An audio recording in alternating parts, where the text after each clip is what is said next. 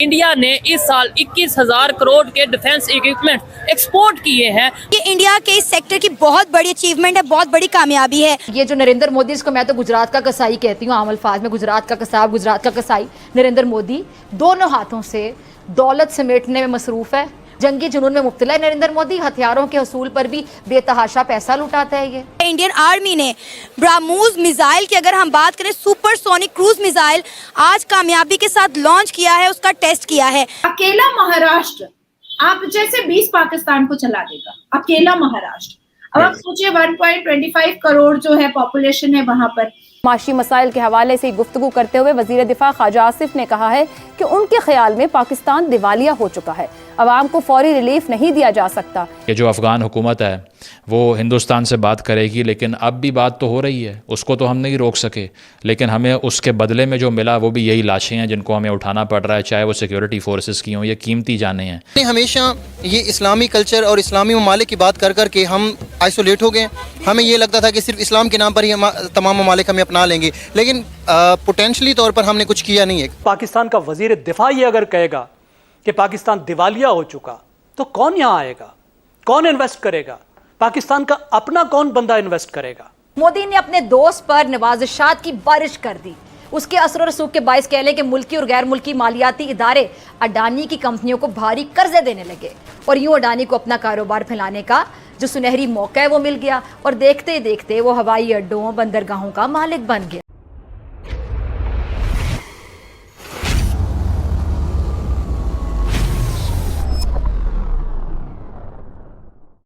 India ने 21,000 करोड़ रुपया सिर्फ एक साल के अंदर कमाया है। मतलब इतना उन्होंने पैसा कमा लिया वेपन से। अभी तो उनके पास कितनी चीज़ें पड़ी हुई हैं। अभी वो यानी कि ट्रेन एक्सपोर्ट करने जा रहे हैं, मैं रिसेंटली न्यूज़ सुन रहा था। उसके बाद यानी कि उन्होंने और भी यानी कि काफ़ी ज़्यादा चीज़ें बनाई हैं। आईटी सेक्टर में देखें कि इंडिया यानी कि आईटी के जो उनके लड़के हैं, जो लड़के हैं वो काम कर रहे हैं, वो रेवेन्यू इतना जनरेट कर रहे हैं। पूरी दुनिया की सबसे ज़्यादा जो यानी वो मार्केट की नज़र वो इंडिया की मार्केट के ऊपर है कि इंडिया यानी कि इस टाइप के लोग प्रोवाइड कर रहा है, सोर्सेज प्रोवाइड कर रहा है कि इंडिया को ज़ाहिर सी बात है वो तरक्की कर रहे हैं। और भाई की बात बिल्कुल गलत है कि हम लोग यानी कि वो अपनी जगह पे कर रहे हैं। पाकिस्तान मतलब ये पाकिस्तान तरक्की नहीं कर रहा। पाकिस्तान बिल्कुल जो पॉलिटिकल जो सिचुएशंस है पाकिस्तान के अंदर, इनकी वजह से पाकिस्तान का डाउनफॉल जा रहा है। इंडिया को मोदी ने कहा था कि वो कहते हैं ना कि पाकिस्तान के साथ जंग की जरूरत नहीं है, पाकिस्तान अपनी मौत आप मरेगा।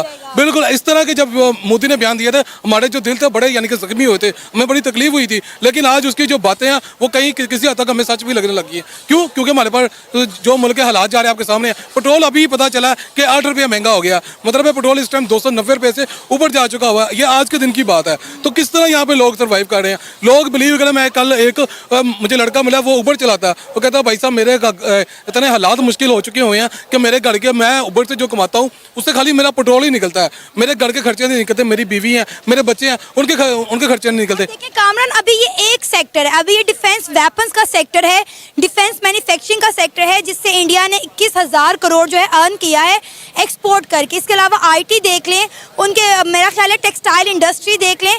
इंडिया अब हर चीज़ ना सिर्फ अपने मुल्क में बना रहा है बल्कि एक्सपोर्ट भी कर रहा है।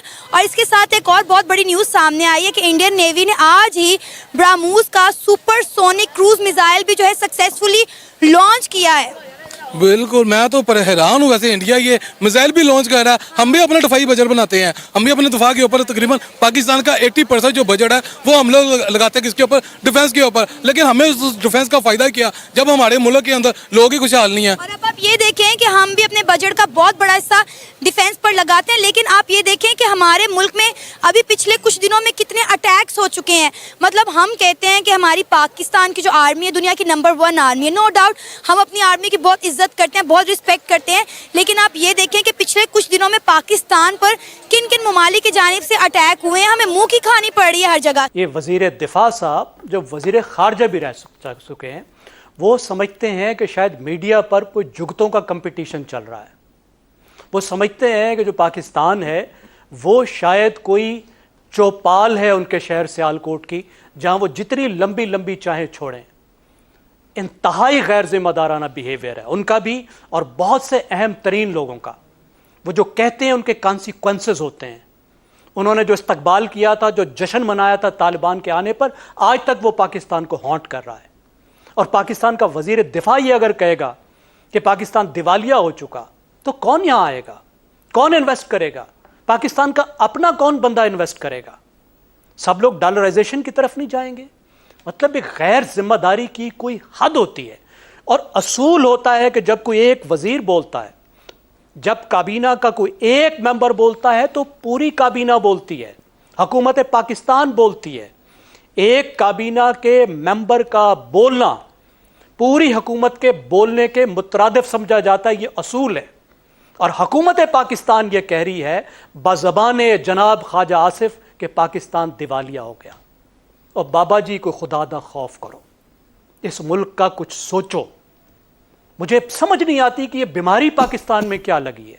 जिस तरफ देखो यही बात है कि जो मुंह में आया वो बोलना है। देखिए, महंगाई की जो बात हुई, दो बातें शहजाद साहब ने की, मैं एक तीसरी चीज ऐड करूंगा, मेरे ख्याल में बहुत ही आजकल अहम हो चुकी है, वो हो गई है मॉनेटरी सप्लाई।